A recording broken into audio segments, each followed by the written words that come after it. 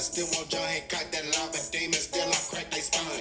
Be careful your movements are white for the snakes. I'm telling you now, the no soul is safe. You think that you winning, you been in the eyes. But tell me you see that's a hell in the sky. Trust me, the setup is done in your face. The devil said curses like blessing from God. Trust me, the setup is done in your face. The devil said curses like blessing from God. Be careful your movements are white for the snakes. I'm telling you now, the no soul is safe. You think that you winning, you been in the eyes. But tell me you see that's a hell in the sky. Trust me, the setup is done in your face. The devil said curses like blessing from God. Trust me, the setup is done in your face. The devil said curses like blessing from God.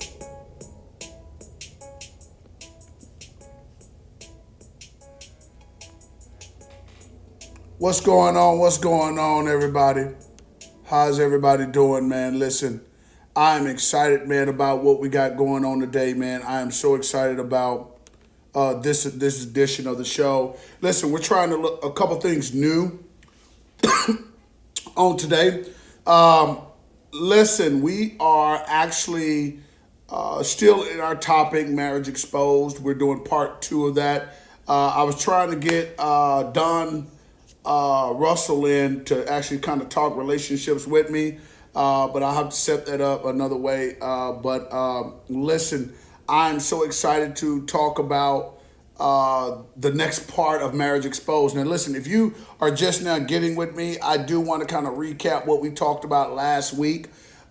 So, I can catch everybody up. But hey, do me a favor. Before we do anything, I want you guys to make sure that you go to YouTube and you go to Instagram and you go to Facebook and you subscribe and you like Bishop Chronicles podcast, because we are talking about things that nobody else wants to talk about. We are talking about subjects, man, I believe that could not only help the body of Christ, but could help folk that's not in the body of Christ. Okay, because we can't get to a point to where we forget about those that are not saved, because if we don't realize they're not saved, how can we get them saved? So listen, I want you guys to go subscribe to it. Also, do me a favor. I would be remiss if I didn't do this. Make sure you guys go and get my new book, Unlocking Your Purpose Given Culture. You can get it at Amazon.com, or you can just cash out me at Dr. Holly Mays, and you can get a copy of it for only $12. Don't worry about the shipping. If you're in the Dallas area, I'll make sure you get it. Or you can get my book, The Get Pumped Up Theory. Your mindset will determine your future. I'm telling you, this is a book that you need for this season, okay? Because right now, everybody's mindset is jacked up with this coronavirus thing. And I am telling you, this book is going to save your life. It's teaching you how to be pumped up all the time, anytime, regardless of the situation. And I'm telling you, God did some great things with me. He helped me through some principles in my, within my life to help me be excited all the time. Some people say, I'm just overly excited, but I don't believe there's even such a thing. So listen, make sure you guys go and get the new book. I'm telling you, it is crazy, man. It's crazy, crazy, crazy. Okay, cool. So let's move forward on some stuff. All right. So last week we talked about make sure we are good. So last week we were talking about Marriage Exposed, and we were getting this thing all straightened and everything. Just want to make sure that the video is doing what it's supposed to do. Y'all do me a favor. Do me a favor. Give me a thumbs up if you guys can see me. If you guys can hear me okay. Give me a thumbs up. Yay, no, good, bad. My daughter's over here giving me a thumbs up. All right, just want to make sure.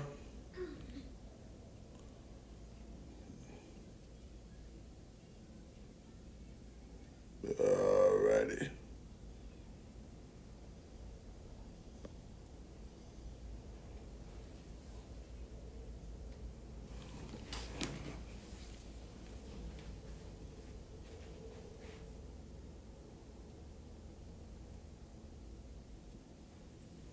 Standing Y.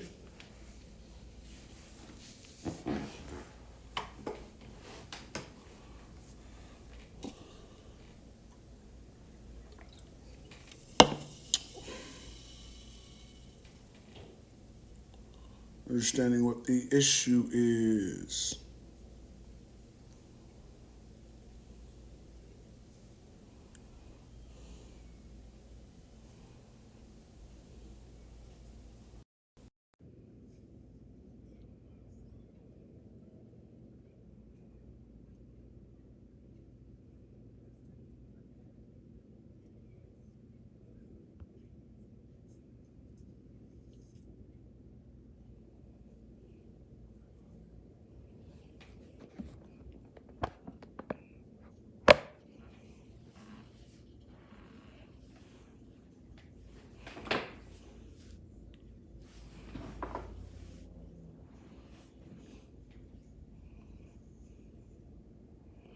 All righty.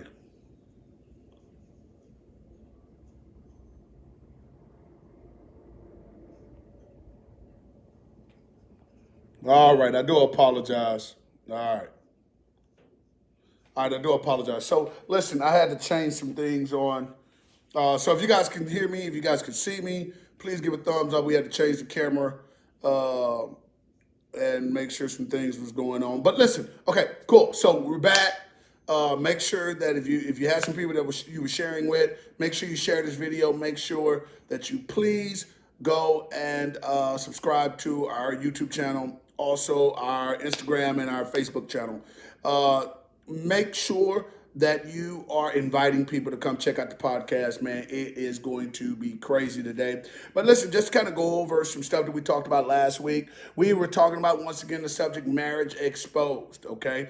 I told people from the get-go, this podcast is for grown people. Do not let your children on this, okay? We're not cursing or nothing like that, but the perspectives and principles may be a little bit overaged for certain people. And if you're not mature enough, this is probably not a podcast for you, okay? But listen, last week we talked about the purpose of the podcast.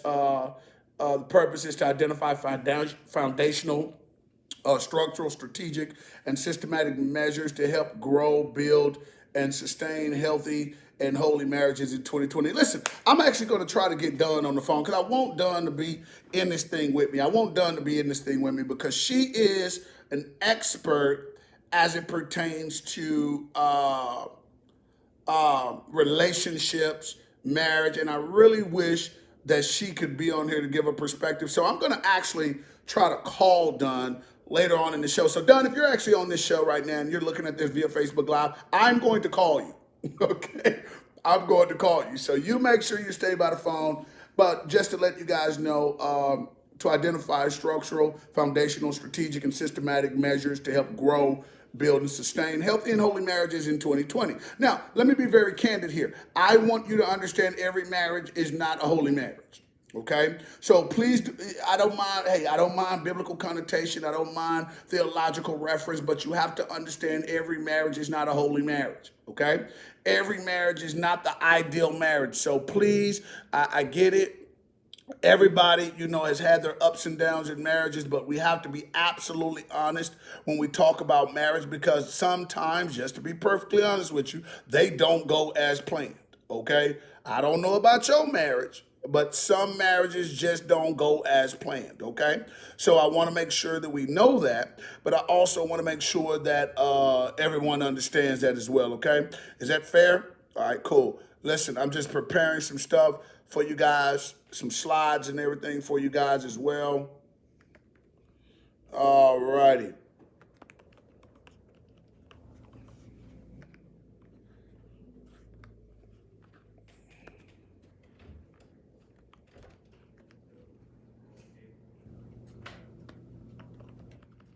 All righty.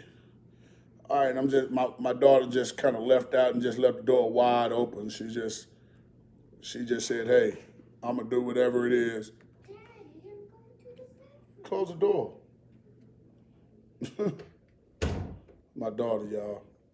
See, the one thing about doing the one thing about doing podcasts, you got to learn how to do podcasts in this time, this day and age, with your kids.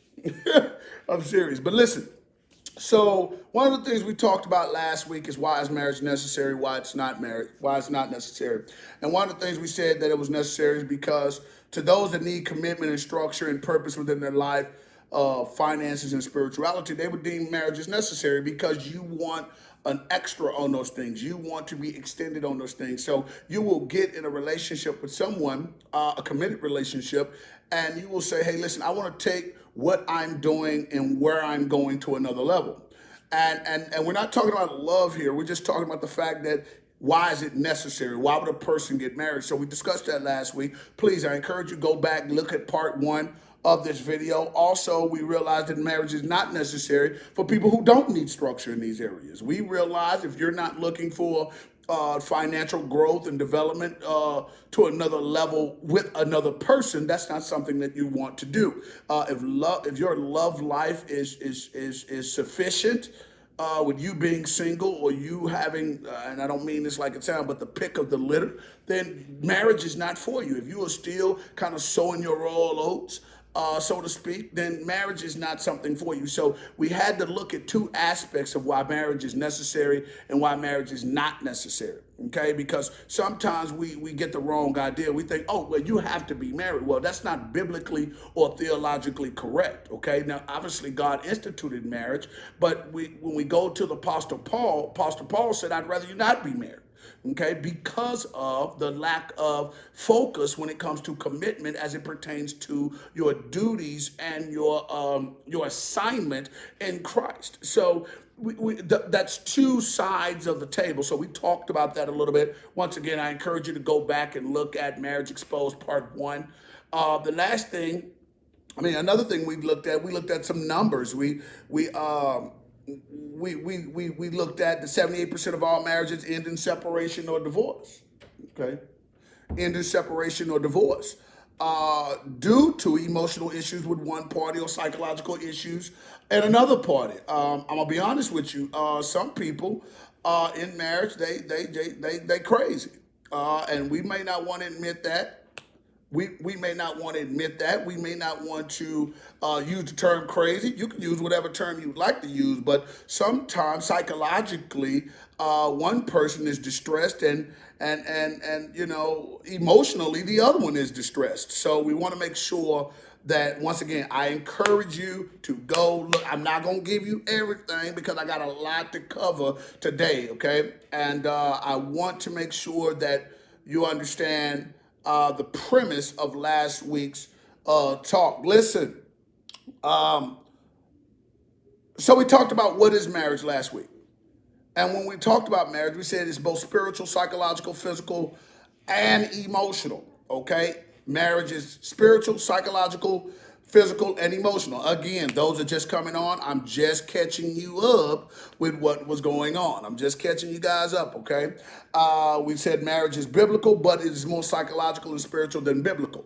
A lot of times we try to say, oh, well, if you're not married, then you can't hold seats in the church or you can't do this and do that. Well, we have to be very theologically correct when it pertains to the term marriage, because marriage in itself is not a spirit.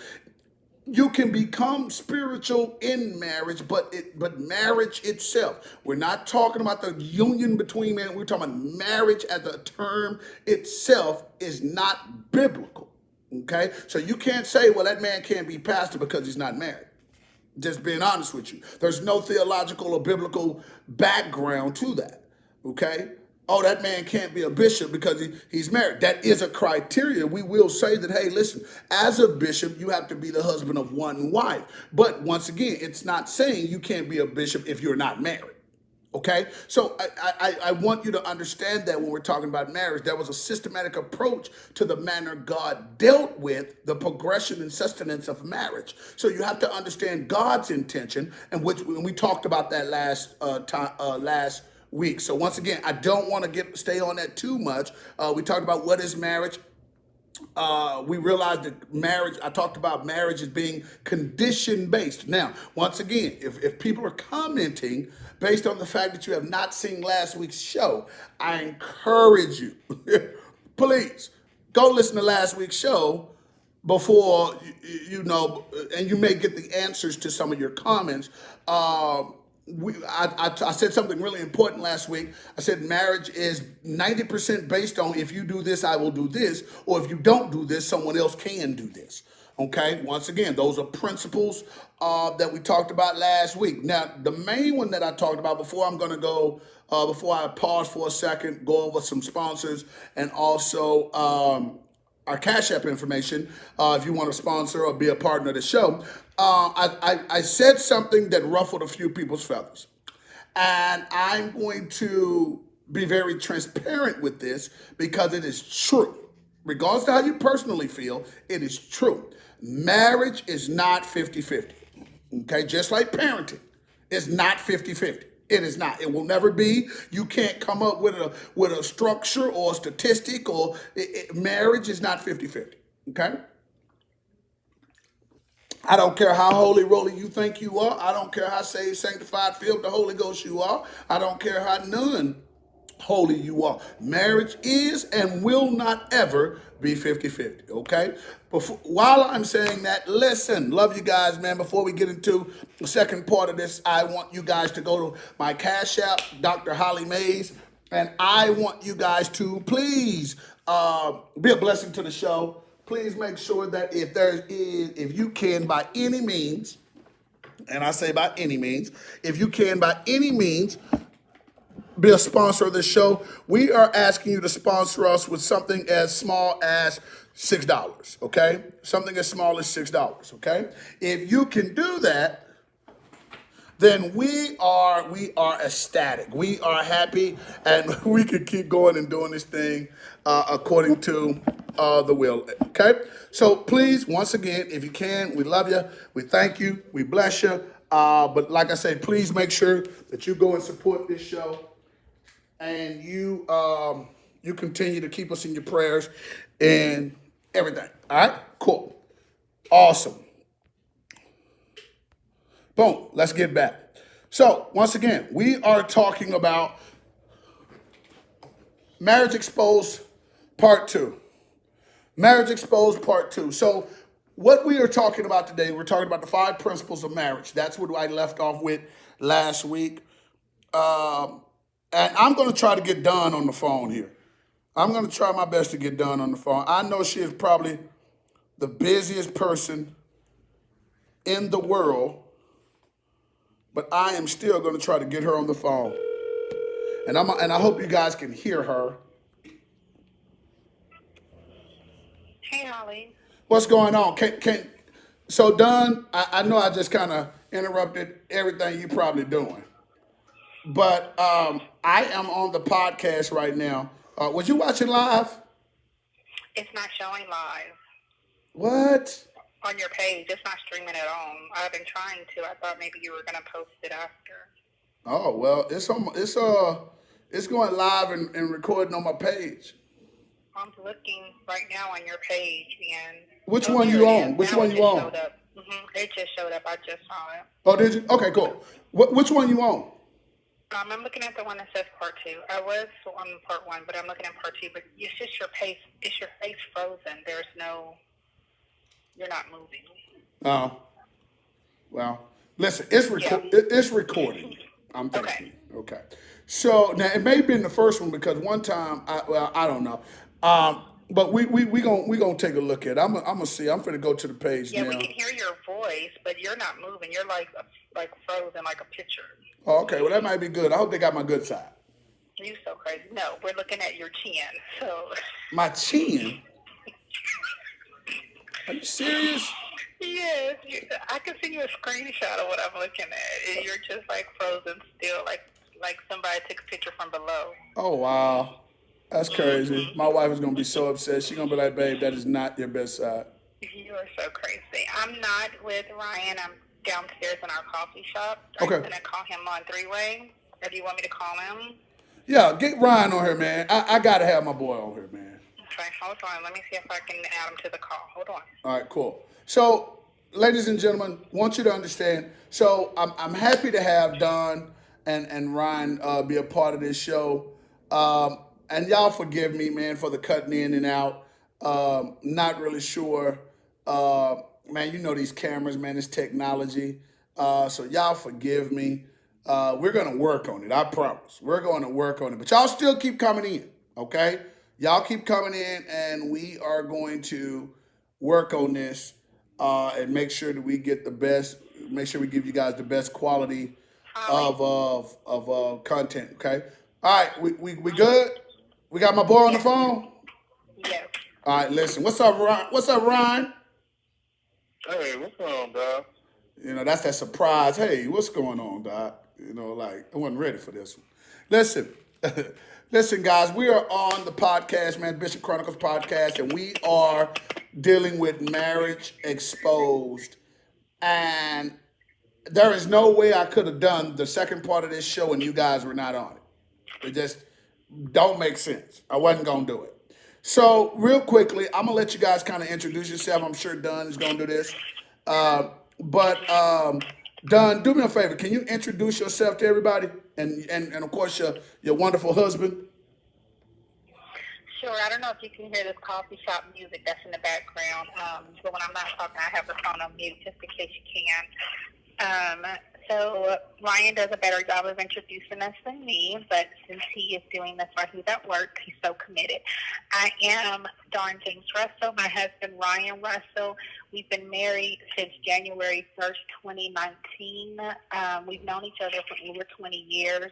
Started dating in 2018, got married in 2019. And I have several businesses that I'm starting up. My husband is the foundation for our household. Because of what he does, it allows me to do what I do. And we have a phenomenal marriage, but we are both remarried.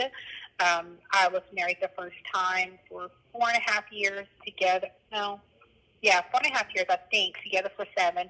He was married for 16, 17 years together for over 20. So this has definitely been a transition for us to do this again.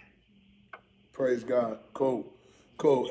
And I just want to also say this. They both are the co-hosts as well of Dallas Confidential TV, which airs every Saturday at 2:30. So make sure you guys are joining that as well. But listen, I'm glad to have each one of you guys on the call. And I know, Ron, you're at work, man. So I promise you, man, I will not keep you too long. But today we are talking about the 5 principles of marriage, okay? We're talking about the 5 principles of marriage. And if you guys could go on, I'm going to share those with you. And they would only let me put 4 up, but they wouldn't let me get 5. But the 5 principles of marriage, and once again, I'm not knocking any other principles that a person could have. Certainly not knocking an extension or a takeaway, but these are my 5 principles of marriage. And they're not in any particular order, but I want to discuss them, but I also want to discuss them with you guys, if that's okay. So the 5 principles of marriage, I put number 1 is trust. The second one is patience. Number 3 is communication. The next one is honest. Now, watch this. I didn't put honesty. I put honest. And when I say honest, I mean about you, about who you are, not about who your partner is, about who you are. And then the 5th one is forgiveness. Okay, and my wife we had a really good talk on this one, but once again, it's trust, patience, communication, honesty. Honest, or being honest with yourself, and forgiveness. Okay, so real quickly, I want to kind of highlight on the trust part. Now, Dunn, you mentioned, well, you as well, Ryan. You guys were in previous relationships, right? Yeah. Okay, cool. So, talk to me a little bit about trust. Like when we talk about marriage, why is trust so important? I think trust is very important, in which you have to be transparent within yourself, and then also trust that you're doing God's will and putting God first. So if you're not transparent and trust God in your own relationship with yourself, or being true and loving yourself, there's no way you can have those same principles or have a solid foundation if you come into a relationship fractured and broken, because the only thing you're doing is being a toxic person. And if you're not trusting yourself, how can you work in a relationship and trust each other? So I think most of the time what happens is that you can't be transparent and deal with your own insecurities, or just be a person who loves your flaws or admits your flaws, and then you go into another relationship, you can transpose those emotions and feelings onto the other person and have that other person feeling as if what they're doing is not enough, which will never be enough because it wasn't really the person that caused you the pain. It was your own self and your own affliction. So since you couldn't deal with your own affliction, there's no way you can trust yourself or anyone else until you work on yourself. Once you work on yourself and don't be codependent on someone else to fill that void, you won't have to worry about trust issues in a relationship. Okay. Done. I mean, Hey, so I think that trust is important because I think that you have to be able to understand where you're going and where you've been. And if you can't explain that or be able to partner with someone on the future, then you haven't done the work that you needed to do to be able to be a helpmate to someone else.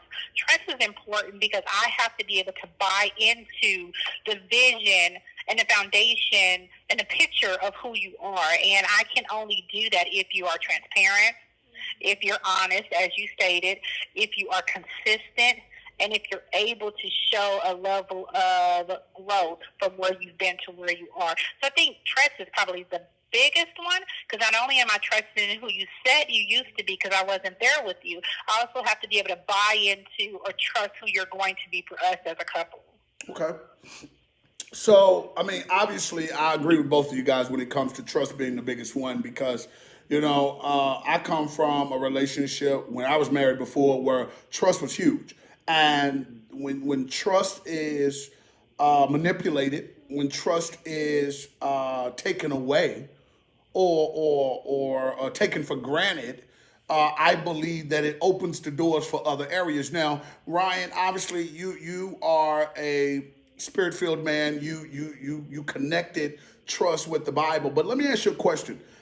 What about if I'm not a godly person? I'm not a person that goes to church. I'm not. So how important is trust then? I mean, because you can't always put biblical ramifications on trust, but how important does that take trust out of it? Is it replaced with another variable if I'm not a Christian? Because trust is a very good Christian aspect, but what if I ain't Christian but I still am married? Is trust that big of a factor then? I mean, the only way you can be enlightened and not fear anything is to go to God first. So anything outside of God's will, you kind of lost, in which you'll continue on the same journey over and over again. Like the lady at the well, she had many husbands, but she was never a wife. So she had titles, or in the worldly sense, you had title of a wife, but since you didn't love yourself, it's almost like you'll continue on the journey and be a boat tossed in the wind, but in the end, you'll still have complications of dealing with yourself or loving yourself. And I think that's the main thing with trust deals with, is that you love yourself enough to trust God to take over your life and not do it the way you see fit. You walk in the way He sees fit. So people may not trust in God or be outside of God's will. It's almost like you can do it your way, and He'll give you free will to do it your way. But in the end, what you get is what you deserve, because you get it your way. He's like, okay, just like Saul, you want to have this permission first? Okay, I'll let you do it your way, but you won't hear from me ever again. And next thing you start doing things and realizing that, man, I should have just listened to him in the first place. I could avoid all this other stuff.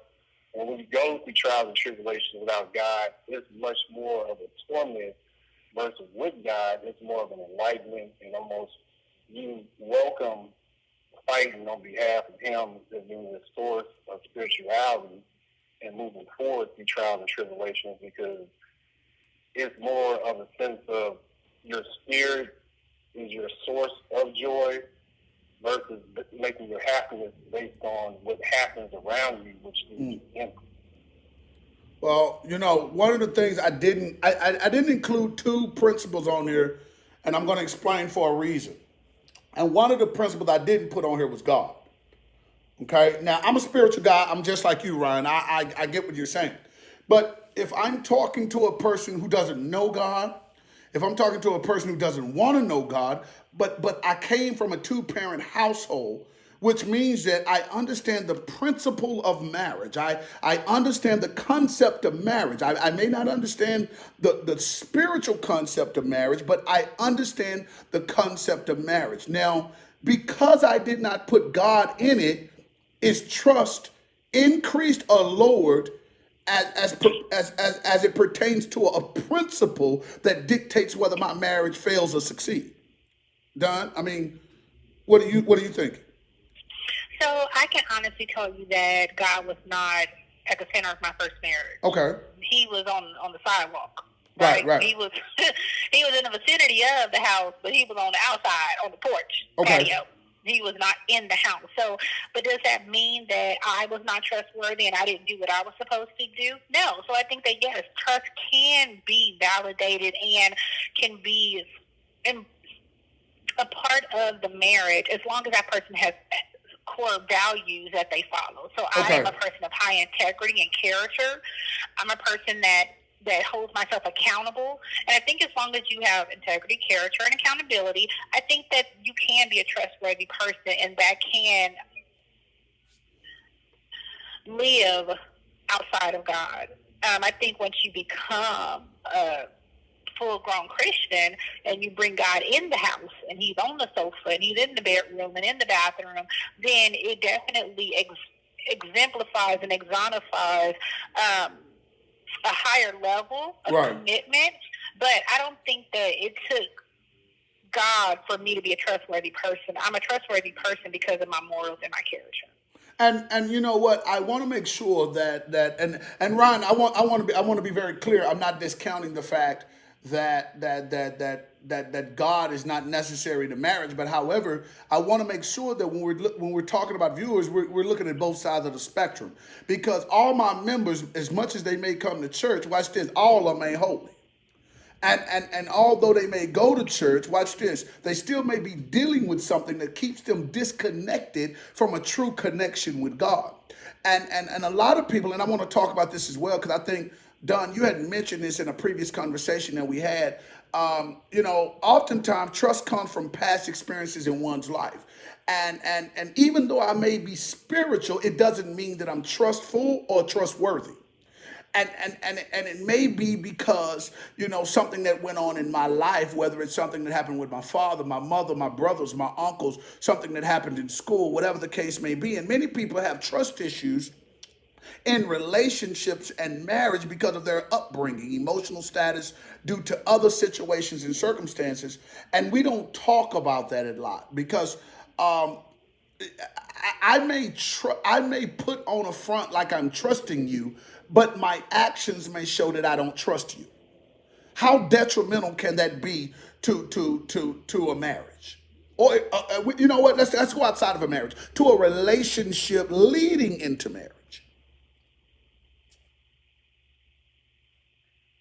I think honestly, it's almost like however you are as a person on your own, you'll automatically be transparent later on, whether if you're who you are when you come into a relationship at the beginning versus putting on a front of being someone just to either impress the other person or put up a facade or an image of doing everything just to get that person. Because some men could put up a front of being with a person just for sexual reasons or just because they want to have a good time, in which it's all fun and dandy, but it's almost like if you're not really trust, you're not able to be vulnerable or Right. trust that person to be vulnerable, then it's almost like when pressure hits, you act completely different when everything is calm versus when things get chaotic or that person going through a bad time. If you couldn't trust them to be vulnerable with them, and now they're vulnerable with you, sometimes you'll scare that person off and won't want to be around them for their low times, but they'll probably be there for you because from what they're looking at, this is the real person. So I think you'll make things off balance. In the beginning, it can be fun and happy and going out drinking. And then, like with this coronavirus, now you got to deal with each other day in, day out. and now you're starting to see who this person really is. So now, once you get in the midst of living each other, being around each other, are you going to embrace each other? In which it was based on trust at the beginning, it wouldn't be a problem. I mean, it might be conflict, it might just be disagreement, but if there's no trust in the beginning or being vulnerable with that person in the beginning, now when things come to light, all of a sudden you'll start spilling out stuff that this person is looking at like, wait a minute, I thought I was with somebody, but now You don't know I'm who you're not dealing with. realizing the person I'm dealing with all this time. Right. And it's like, it scared that person up. It's like, wait a minute, I can't even realize who you are, and who's to say now they've been affected, and it's almost like a virus. Now they've been affected, so now they go into another relationship thinking, well, this is how the last person did me. So now I might not be fully healed from that relationship, and they'll jump into another relationship thinking, Right. well, Right. I'm going to be more precautious before I jump into this person, and I'm going to hold back who I really am, which I think you should take steps before you go into a relationship anyway, but then you just jump in and jump out into another relationship, then it's almost like a setup for failure. Right. And one of the things I do want to get on before I let you guys go, because I'm gonna switch gears here in just a second. Ryan, I know you guys are at work, and Don, I know you doing what Don do. But listen, I want to get into another aspect of this trust thing, because what I've learned is that trust can be the make or break of a relationship based on the fact that if you never really cure the trust issue that you have. So, say for instance, and I'm just going to use, I'm not going to call any names, but a lot of people, especially women, because they're more emotionally conducted and inclined, a lot of women bring in relationship issues or emotional baggage, for lack of better terms, and men do too. And we suppress those things, thinking time will get us past the issue. And that creates a trust issue, and we don't realize it at first, but sometimes we'll make comments like, okay, well, where are you going, or who are you going to see, or what time you going to be back? And we may think those are typical questions, but I'm starting to realize that some of those things are highlighting and really re-exposing those trust issues that people can have. So how detrimental is it for those little trust issues to seep out in a relationship? Can they become a problem? Is it something we could talk about, Don? Or do you feel like that once you got trust issues, you will never go back? Or, talk to me a little bit about that.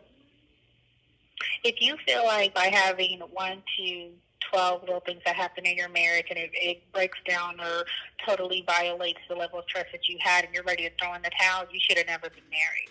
I'll go with So that. I think the great thing about remarriages is you have the ability and hopefully the growth to be able to see the great and not so great things that you brought to your first relationship, what you allowed and what you brought in yourself. So I think that to answer your question, as soon as that first inkling of, okay, this is taking me back down the road to where I know that this is going to lead us in a bad place, which could ultimately be divorce. Let me go ahead and nip it in the bud right now. We need to have a conversation.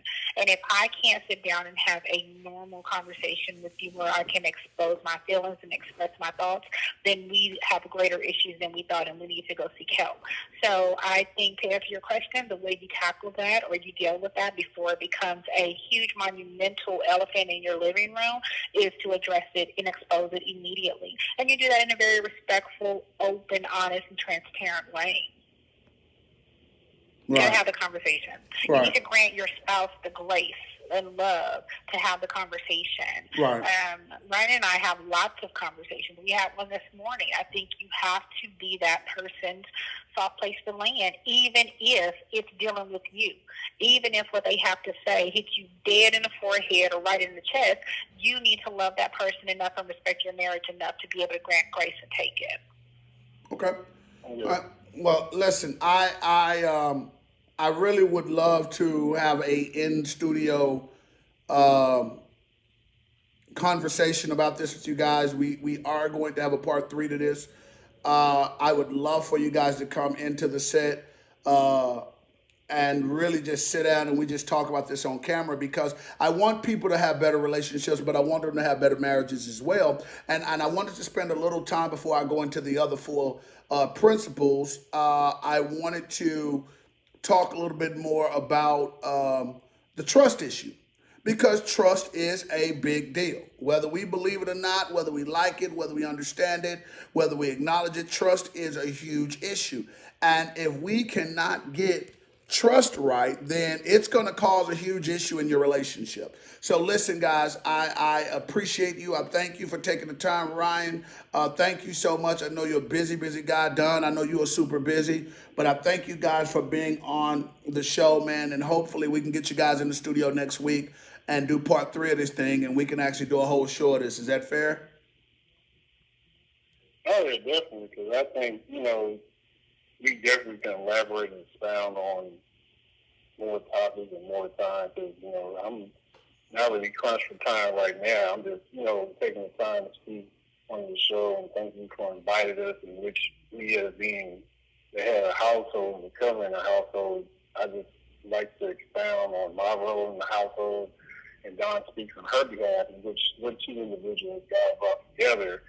And, anything that's said outside of God's will, you can't really worry about. The only thing we can do is make sure we do the right thing and trust each other, because there's always going to be things out there that you may be under attack, may not be under attack, depending on your perspective. But sometimes you have to address the issues accordingly. So, like I do my thing as far as my role in the household, and I trust her to do what she needs to do. And sometimes she may see things I might not see, and vice versa. And I think that's where it's being a trust issue, in which you trust that person to allow to pour into you.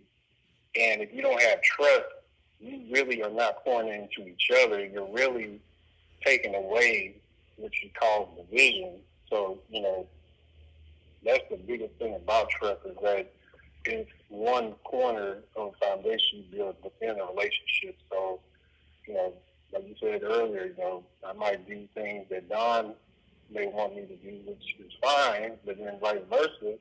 Me being a leader, I can't be passive and let things just go by unnoticed, because if I don't dress them accordingly, it can leave a foot for the devil to put within the door within our relationship. Right, right.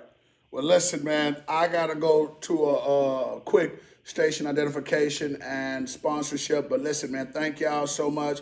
Don, I would be remiss if I didn't get, if you had anything to say before we get out of here, let folks know how they can get in contact with you. And Sure. Definitely. So as everyone knows, we have our show, Dallas Confidential TV, which comes on Saturday at 2:30 on YouTube and on Facebook. So you guys please go to our Facebook page, our Instagram, and our Twitter. We would love to have you tune in. We do live discussions with our listeners on the show, and it's really exciting. I have #RescueMe podcast, where we have open conversations dealing with everyday relationship pitfalls. It's on SoundCloud, Google Play, and iTunes. Please listen into that. We do everything relationships. Oh my God, there's so much. And then I have an e-commerce business that'll be going live in about 10 days. So I don't want to put it out there now, because I want people to go on there and be like, oh, I want to buy it, and they can't. So we'll definitely talk about that on the next show. So I'm really excited about that. Thank you, Holly, for this opportunity. Holly and I will have a relationship conference that will go on as soon as the corona lifts up. I already have the contract in place, and we'll talk more about that in a little bit. It's called She Said, He Led. So I'm really excited about that. Talking about the alignment of your relationship, whether you are spiritual or not, and how to effectively have a successful relationship. So we will talk more about that in just a little bit, Holly, once we get corona out of town. Cool. Hopefully, we can get Don and Ron to be one of our sponsors on the show, so we can highlight their businesses on the show. Hint, hint. But listen, hey, guys, thank y'all so much, dear friends of mine. They are relationship experts, man. Wonderful, wonderful people to know. But listen, man, I love you guys. Thank y'all so much, and I will talk to you guys later. Definitely. Thank you, Holly. Have a great All day. right, You as well. appreciate that. Thank you. All right. Bye-bye.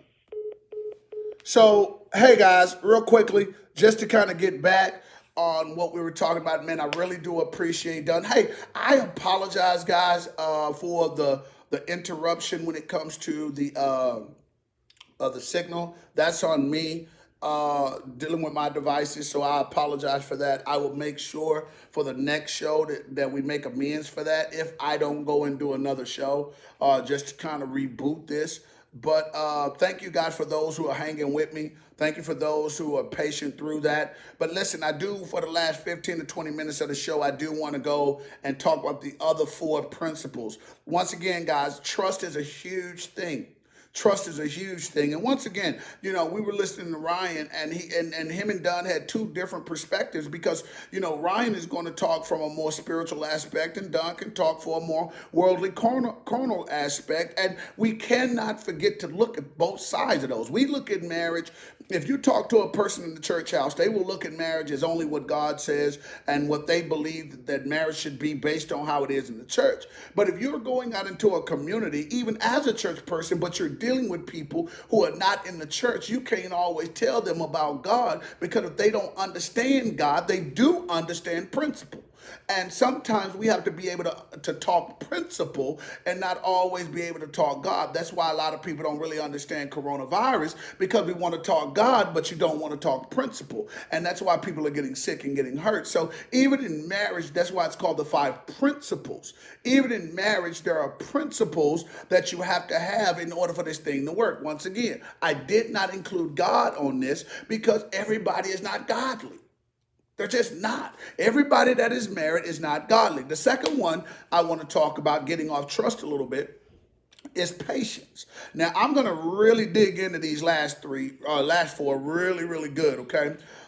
Patience is something that I believe is overlooked. I believe patience is overlooked. I believe that we don't look at patience because we replace patience with tolerable. Okay, I'm going to say it again. We replace patience with being tolerable. We think that, okay, I don't have to be patient. I got to tolerate what he says or what she says or what they're doing or how they're doing it. And I just want to tell you that that's wrong. That's wrong, because here's the deal. Up until your marriage, you had to practice patience. Up until your marriage, you had to practice patience. So the same patience that it took to get to the altar and say, I do, and watch this, just because you say I do, you're still not married. I'm going to help somebody with this. Just because you say I do, it doesn't mean I'm married. You are married when those 2 signatures are on the marriage license. The preacher's signature or the judge's signature is on the thing, on the marriage license, and it's sent back to the county records, and they process it. Then you get your final marriage certificate. Then you are legally married. You have to understand, and patience is so important in marriage. I don't tolerate my wife. I have patience with my wife, just like she has patience with me, because toleration can turn into irritation. I'm going to say it again. Toleration can turn into irritation. Some of the reasons why a lot of people are having problems in their relationships is because they are no longer tolerating, they're irritated. And irritation brings frustration, okay? So watch this. Toleration brings irritation, and irritation brings frustration. Okay? And now you are living in a household and you are frustrated around one another because you don't have patience. Watch this, because patience has a component in it called love. Okay, and you don't have to be biblical for this. Okay, I'm not giving you biblical principles. That's why you're not seeing me with scriptures, and I'm always saying the Bible said. I'm not saying that, because we have to be able to deal with marriage from a carnal and a spiritual aspect. All my friends are not in the church. And that's just being honest with you. All my friends are not still in the church. Some left the church. Okay? So in saying that, we have to be able to deal with principles that we can have conversations about. And a lot of times we don't want to have conversations about patience because patience is a love thing. I love you enough. The reason I'm patient with my children is because I love them enough to invest time in what it is they're doing. So the same thing holds true with your marriage. You have to love that person enough to be able to invest. And yes, I use the word invest because you expect to put something in to get something out of. If my wife know that I have patience with her, guess what it would have prone her to do? Have patience with me and not just be tolerable with me. Okay, you have to understand toleration is a key to frustration. If you think I'm playing Bible reading people, the toleration of God with us caused irritation. If it had not been, watch this, if it had not been for Christ, it could have caused frustration, and frustration caused combative things that can lead to things like death. So if we didn't want to be destroyed, we had to have something in the gap, an intercession between the frustration and the irritation that God had with us because he lost his patience. So patience is valuable when it comes to growing and developing relationship, and we should look at that. I'm not saying trust is not just as important, but if you don't have patience with your spouse, you can't get married and develop patience. If she was fine, but you had no patience with her, y'all won't be married long. If he was sexy, but you had no patience with him, y'all won't be married long. Because there's things that's going to happen in and outside of your household that will require enough patience, enough love for you to say, I love them, I love my spouse enough to be able to look the other way or to be able to focus on the important thing and not the minuscule things that could cause us to get into other components that are not adaptive or not worth or not going to help our marriage get better. So patience is crucial. The next one is and I'm gonna be honest with you. I don't think trust is as big as communication. I'm gonna be honest with you. I don't think trust is as big as communication. My wife will tell you the biggest thing I say beside respect is communication. Communication. I believe communication is probably the biggest thing because I believe communication can be the connector piece to spawn lack of trust, lack of patience, lack of honesty. You understand what I'm saying? So I believe that communication is the reason why prayer is so important. And the Bible says, pray without ceasing. The Apostle Paul says this is because prayer is another word for communication supernaturally. So communication, if it was important to God, it had to be important, period. Now watch this. This is for non-Christian folk or non-spiritual folk. The reason why communication is important in your marriage is because, watch this, communication will allow doors to be open and not get shut midstream. A lot of times people don't want to communicate, and now you have something that you're trying to figure out in your mind, and the door is open, and you're gaining traction on releasing some crucial things that are going on in your mind. You're really saying, hold on now, if you keep telling me what's going on, maybe I'll understand. But if people shut down and don't communicate, that door is closed on the expansion or the clarity that you are trying to get in your mind. And when you don't have clarity about a situation that's going on in your household, I'm telling you, there would be something worse than a government shutdown, and that's called a mental shutdown. And a lot of times we're not recognizing when our spouses have just shut down because we don't communicate. And we don't communicate, they don't want to communicate with us because, watch this, I'm not going to force you to talk to me. I'm not going to force you to have a conversation with me. I'm not going to force you to sit up here, and I'm not going to keep begging you to do those things because communication is where clarity comes. If communication is not there, assumption happens.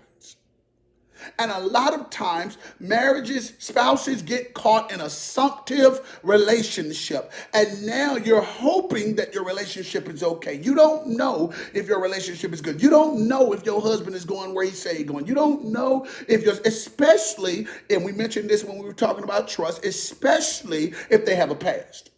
Especially if they've already cheated on you before. Especially if their name is not good in the street. Okay, so communication is key. Okay, and I'm not talking about texting. Okay, I'm not talking about this. I'm talking about there's something about verbal communication, because when I'm transparent with my spouse, I'm telling the enemy you can't use that against us. Okay, and I don't care whether you believe in God or not. You believe in forces that can cause chaos. I don't care what religion you are. You believe in good and bad, you believe in right and wrong. And if things are not happening good, bad things will happen. That just makes sense. You can try to rationalize it all you want to. So if we are speaking clear and we have clarity with one another, whether you disagree or agree, then watch this. Those negative things that could be used or pulled out of it cannot be used to destroy our relationship, because communication caused clarity. And a lot of people are not clear. You think you are, you have settled on things, you have tolerated things, but you're not clear. You don't know if you really have a problem with finding out that your wife sat down with a coworker for lunch because it's another guy, because you are not communicative or clear enough on who your wife is, what the relationship is, and what the scenario is. Okay, that's why I believe communication is really key. Because without communication, it will cause a trust issue. It will cause a trust issue. Lack of trust is the byproduct, watch this now, of a lack of communication.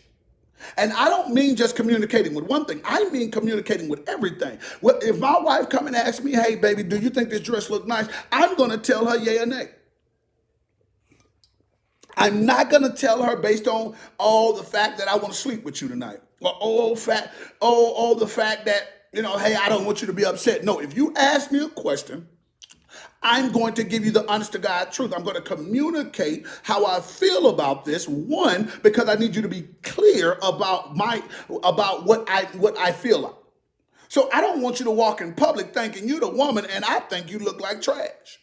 Vice versa. I don't want to walk out and I'm thinking I'm the man with the plan. I'm thinking I'm dressed to the T, but yet I'm making both of us and myself look like a complete fool because I can't color coordinate as good as I think I can. That's where communication clarity hurts. It hurts. Okay? And a lot of times people don't like dealing with confrontation or pain. So I would rather not communicate with you because I don't want the possibility of being hurt. And that's normally going to come from your past situations and circumstances. You've been hurt so much. So watch this. I'm going to create a situation to where there is no hurt in it. So even though we should communicate with this, and that's the best thing for us, because I don't like confrontation, because I don't like dealing with chaos, because I don't like the process of getting to clarity, watch this now, I will avoid communication and just keep the peace. So now I'm not communicating, I'm tolerating. Come on now. I'm not communicating, I'm tolerating. So I will tolerate your behavior because I don't want to communicate and cause chaos at the same time. Even though communication could cause chaos, and through the communication I could get clarity, I don't want confrontation. That's a lot of C's, y'all. I don't want confrontation. Communication can cause, watch this, clarity or confrontation, okay? Or both. You may have confrontation, watch this, it could start or be the beginning of chaos, but watch this, at least you will have clarity. And if you're not clear about your spouse, if you're not clear about how your relationship is, if you are not clear about who you married, you're going to have a hard time being married. You're going to have a hard time being married. And a lot of people don't want to say, man, you just don't talk enough. Oh, well, I'm going through things in my mind. That doesn't mean nothing to me. Okay, we have to learn to be able to communicate. And I'm going to tell you right now, a woman will think a man is cheating if he can't communicate his whereabouts. A man will think a woman is not genuine in her love if she don't know how to communicate her love. Real talk.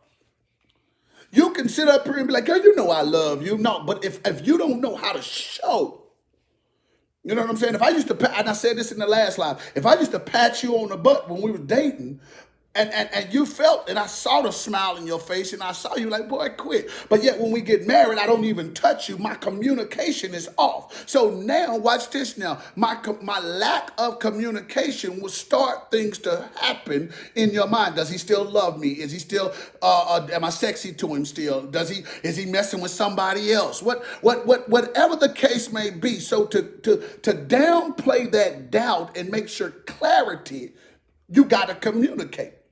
Even if, hey, honey, you done gained a little weight, that's throwing me a little off. Yeah, that may sound confrontational. But watch this now. She now understands how you feel. She now has to respond based on your communication. But if you never communicate, she will not have enough clarity to understand her next move. Communication also causes the person, the other spouse, to be able to make their next move. My wife can tell me, hey, listen, baby, I think you're getting a little bit of belly. Guess what my next move is going to be? If I care about how she feels about me and how how I look to her, guess what my next move is? A gym membership, a fitness program. Because watch this, because she communicated how she felt about me, how I looked to her, she also spoke other things. Without saying, she said them subliminally. I met you, you had a six-pack. Now you got a beer belly. Okay, I love you, but I may not be attracted to you. And y'all quit thinking just because you love somebody, you're attracted to them. Those are two different things. I can love you and will never hurt you, but that don't mean I want to touch you. I know that's going to mess some people up. Communication gets y'all back within bounds and within a good playing field so you'll know what your next move need to be. I'm not going to wait until I'm 60 for a doctor to tell me I got high blood pressure, now I want to get on the treadmill. No, I need my wife to tell me you don't look like you did when we got together. Especially when I'm in an age range of where all I got to do is put forth effort and go out there and get the work in. That's what communication does. But without that, you're left to assume. And there's too many assumptive marriages. Well, I assume my husband still like me.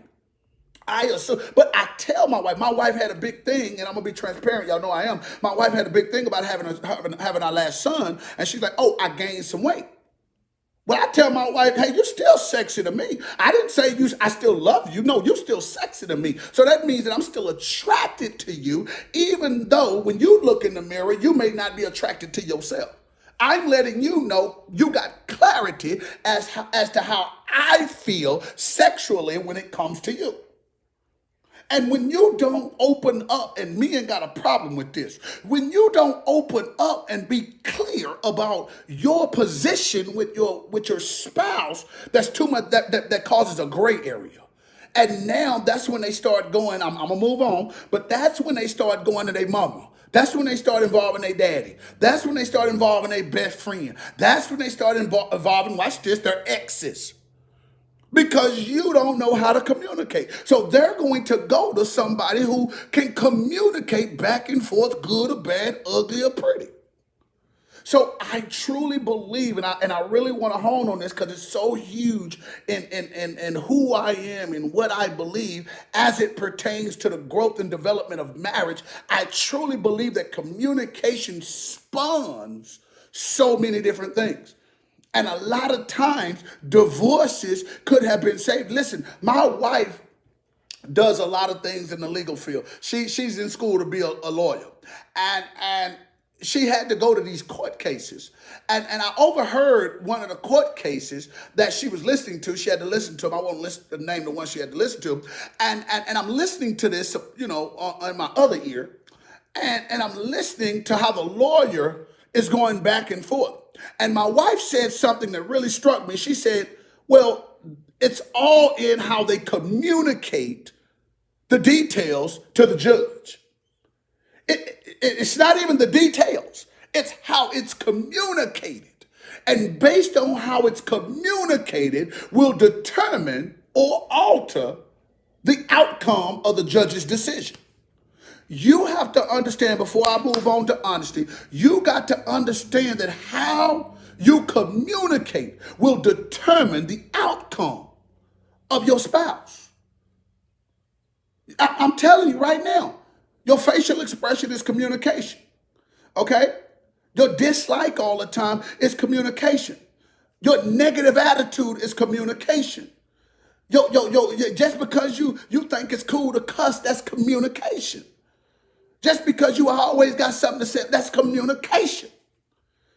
Touching her like you used to, that's communication.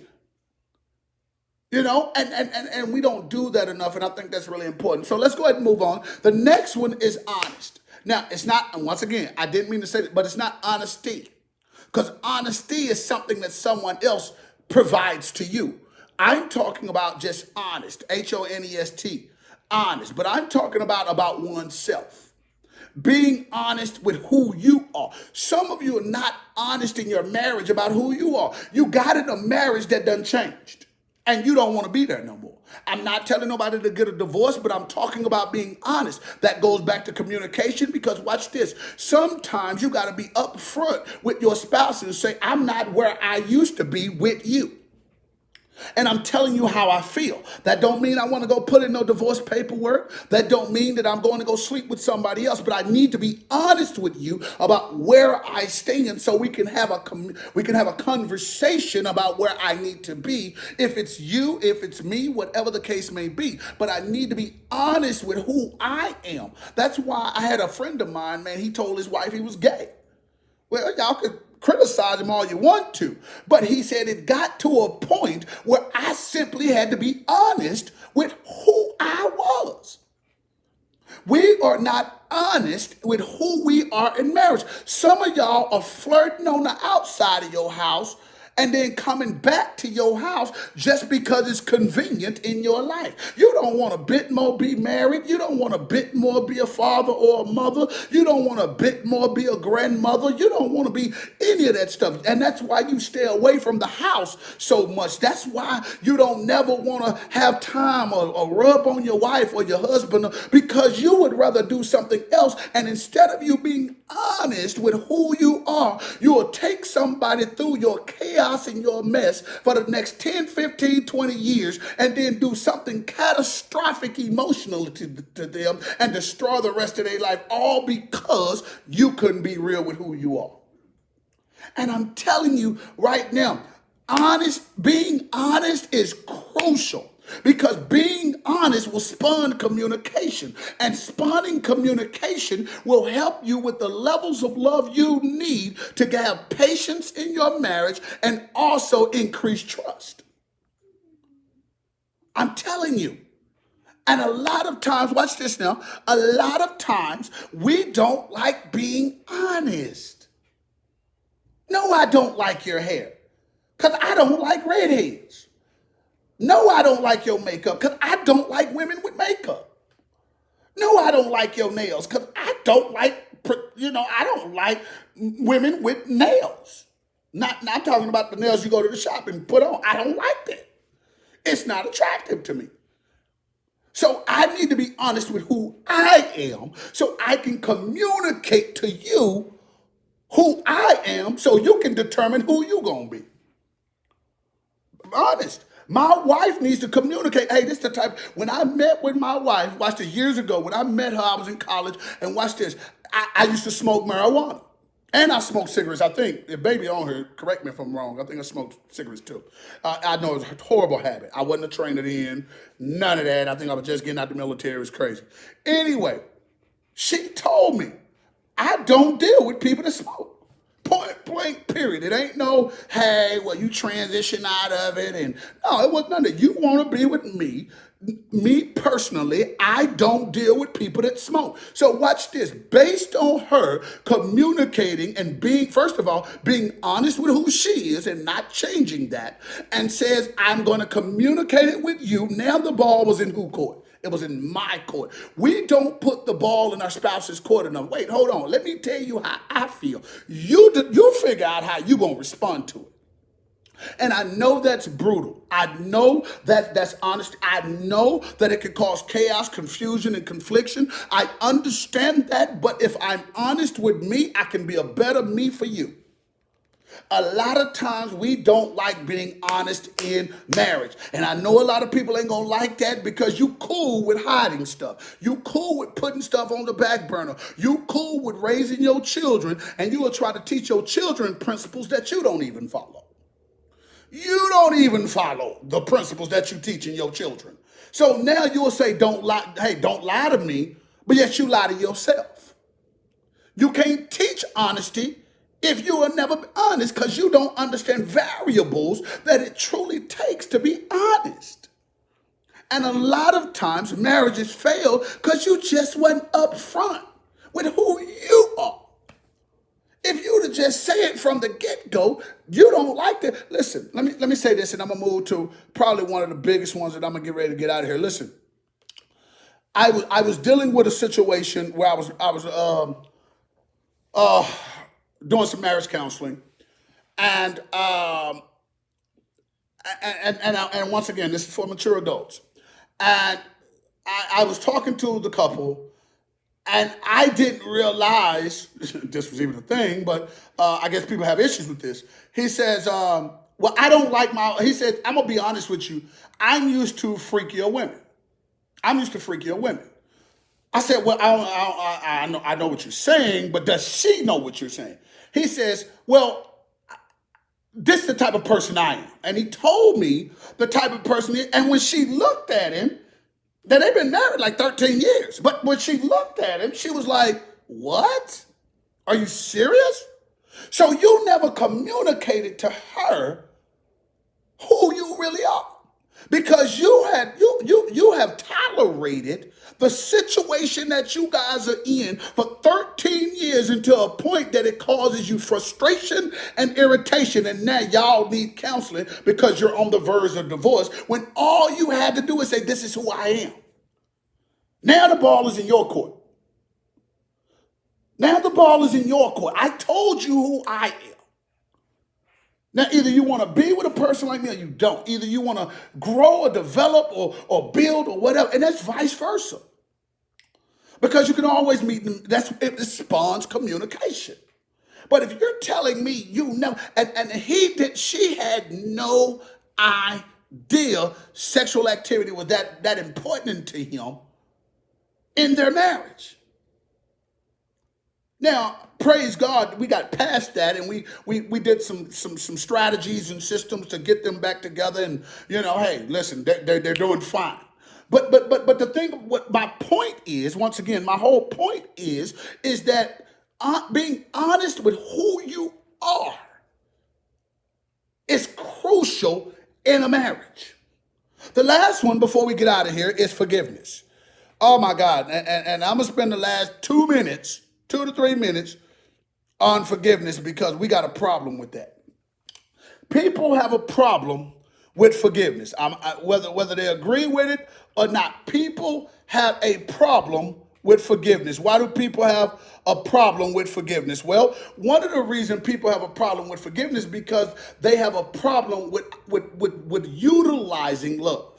Not implementing, but utilizing. You can implement love in a marriage, but not utilize the principles and strategies and structures of love in a marriage. And watch this. You will have a loving relationship with no love. I'm dead serious. You will have a loving relationship with no love. On all outside, you will look this way. You will sound this way. People will think you this. Y'all got a house. You got a car. Y'all got kids, but y'all can't stand each other. Y'all cannot stand each other because you don't have love. And without love, there is no forgiveness. If you don't learn to forgive in a relationship, in a marriage, don't be married. I'm telling you this right now. My wife came to me one time and she said, well, baby, she told me straight up, she said, if you cheat on me, we're done. we're done. Okay. Which I understand the concept. I understand the mindset and emotional status from, hey, you cheated on me. I get that. However, I'm not asking you to forget it. What I'm asking you to do is forgive me. Can you forgive? Some of you believe there are things in your marriage that are unforgivable. And I say to you, don't get married. Don't get married. Do not get married. You have to learn in marriage to be forgiving. You have to learn. See, I don't have to put love in the principles of marriage, because if you desire these 5 principles in the first place, to get them and get them at a high level, you got to have love. So love is an explanation that doesn't need to be explained. I don't have to mention it for you to know that without it, you can't have these 5 principles.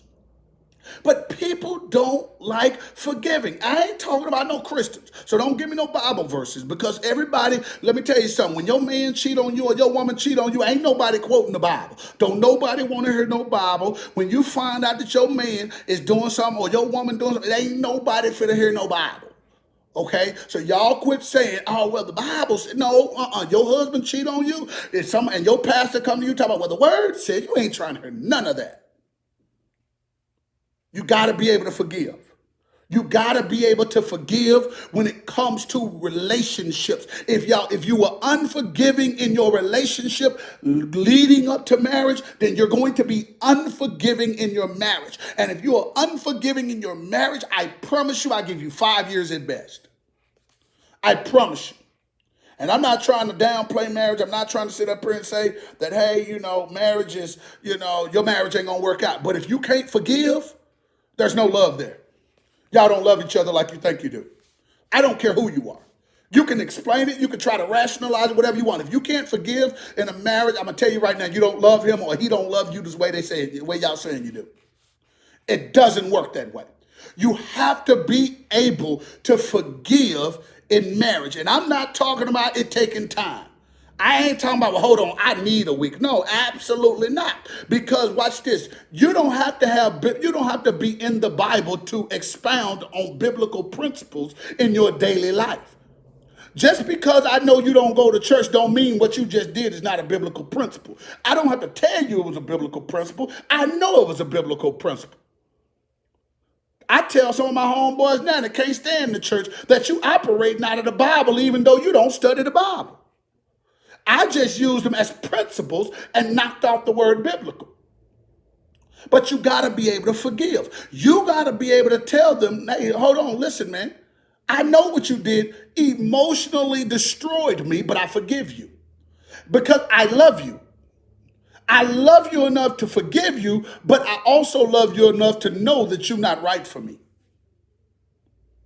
I love you enough to forgive you, but I also love you enough to say, hey, I got to move on and we're going to heal from this. I love you enough to say, hey, listen, I don't like what you did, but I forgive you. So let's start a rebuilding process. Forgiveness is saying supernaturally we can move on. But if there's no forgiveness, whether it's supernatural or natural, you're going to stay right where you are. And every time he do something, every time she do something that resembles a framework of that thing that you couldn't forgive, it's going to cause chaos. And it's going to compound and compound until you guys, once again, instead of it causing you getting communication, you're going to now have conflict, confusion, confrontation. And watch this, your marriage is going to cease to expand. And if it ceases to expand, it's going to cease to exist. I'm just telling. I'm just telling. Don't tell me he do his thing and you do your thing. Absolutely not. My wife know every single thing. It's not hard to find me. I think my wife got the location tracker on her phone. I'm cool with that. I don't feel like I'm being violated. I don't feel like, this, that, and the other. You know what I'm saying? I don't. And in closing this, I need you to understand, because we're going to have a part 3 to this. In closing this, I need you to understand that marriage is work. Marriage is work. Y'all quit thinking marriage come naturally. No, it don't. There ain't no book or no hand guides for no marriage. Same way with raising some of these kids. These kids killing me. Because there's no handbook to it. I can't go to a book, okay, she said what? Hold on, let me go to chapter 6. Let me see what this is. There is no handbook to this. Y'all quit thinking. I don't care how many books you read by Steve Harvey or T.D. Jakes. Don't nobody care about none of that. When real life happened, man, listen, there ain't no principles for that. It ain't no structure for that. It ain't no strategy. Some of it is just trial and error. And if you did not get married to go through trial and error, why did you get married in the first place? I ain't arguing with you every day. I ain't fussing with you every day. I ain't walking around the house like, hey, I get it. You know, my wife getting her little attitude issues where, you know, next day or so. But listen, I had a conversation with my wife. Now, listen, we ain't going to bed and you mad at me. You gonna hug me, rub on me, you gonna kiss me, you gonna do something so that if I die tonight, I can at least go to my grave knowing that you still love me and you was in love with me. Because watch this, frustration, irritation, and being upset can cause blockage in being in love. It really can. It really can. Don't act like you're not in love with me, and then if I go do something with the assumption that you're not in love with me, now all of a sudden, you can't believe my actions because you showed that you wasn't in love with me. Absolutely not. Y'all quit doing things that confuses your spouse. Either you in love with me or you not. Don't act like you in love with me just when we good. You need to act like you're in love with me even when you pissed off at me. I don't care what you're saying. Otherwise, you're going to have to deal with the issue of me going somewhere. Y'all quit taking for granted that your spouse will leave you and will leave you high and dry as an emotional basket case. And I'm saying this because what we're talking about next week is taking marriage for granted. Because some of you take marriage for granted. I got her now. Oh, she done had 3 of my kids. She ain't going nowhere. Let me explain something to you. And I'm going to end it with this because I want to set up for next show. If you like her, somebody else like her. If you think she got a nice butt, somebody else thinks she got a nice butt. If you think she got good looking skin, somebody else thinks she got good looking skin. I'm going to hit you with this. If you think that she got good conversation, somebody else need her conversation for the lack thereof. Quit taking your spouse for granted. Don't know, you can't threaten no man with no child support. Don't nobody care nothing about no child support and I don't want to be with you. Are you crazy? Do what you got to do. Not a real man. Now, somebody ain't got nothing going for him, you might scare him with that mess. You can't threaten no woman with the fact that, oh, you got kids and ain't nobody. You can't mentally mess her up. Not no real woman. She gonna be like, okay, cool, I'm good. Because she know who she is. And she know what she getting rid of. So you got to quit, man, we're going to talk about that thing tough next week. You got to realize she will get rid of you just to get somebody else. And don't be surprised if somebody on standby. Let me help you with something and I'm done with this. There's always a standby. Don't play with me in here. There's always a standby. Whether it's the pastor that she really loved going to church to see, now she ain't made no move on him. She ain't done nothing disrespectful, but let me tell you something. The attitude she want to give towards him is on standby based on what you do. Don't play with me in here. I'm telling you straight up, we're going to talk about it. We're going to talk about it. Honey bunny, don't trip. Don't act like you holding something against him or well, I ain't going to give him none. Hey, baby, listen, there's a standby out there. There's that office wife he got. You know, they joke around, but he got that office wife. You know, that woman he tripped with, they cool only at work. Now, they don't call each other outside of work. They don't text each other. They might not even be Facebook friends, but based on how you deal with this in-house situation you got going on, she on standby.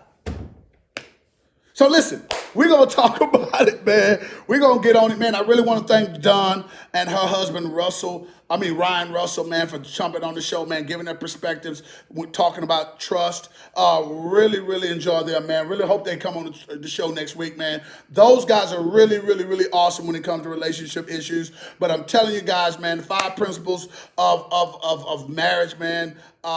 Again, trust, patience, communication, being honest with yourself, and also forgiveness. I believe those are the things that will spawn a great marriage if you could just get those principles. And once again, hey man, listen, let me tell you something. Marriage is rough, man. Marriage don't always work out the way we think it's gonna work out. I'm serious, man. Y'all don't always have good financial situations. Y'all don't always have these kids, man, be taking you for a loop. And some of the things you used to do when you wasn't married and before you had them kids, when you get married and had them kids, man, the dynamic changes. So listen, marriage is not easy, man. And I encourage you guys to give it a shot because it's not easy, but it's the most fulfilling and the best thing, man, I know for me I've ever done. especially when you take time and find your soulmate. So listen, man, I really appreciate you guys for joining me on this show, man. I really thank you for my guests. Thank you guys for bearing with me as well, man. Listen, I apologize for the issues that we had in as far as the what's it called, the broadcast, the reception. I apologize for that, man. Listen, we are working to do that. We are working to get that thing up and running. But listen, I again, I apologize. I thank you guys for really being with me. Next week, I'm telling you, we're going to start this thing. I'm going to do it earlier next week because I want to cover more ground. And we're going to be dealing with the pitfalls of marriage, man. We're going to be dealing with all of that, man. The misjudgments, the misinterpretations. And we're going to ruffle some feathers next week. You're going to realize, hey, you're going to change your tune with marriage next week. Because you're going to realize, hey, when he leave out that house, you better hope that he want to come back. Or when she leave out that house, you better hope she want to come back. But that depends on what you do. Listen, I'm Dr. Holly Mays.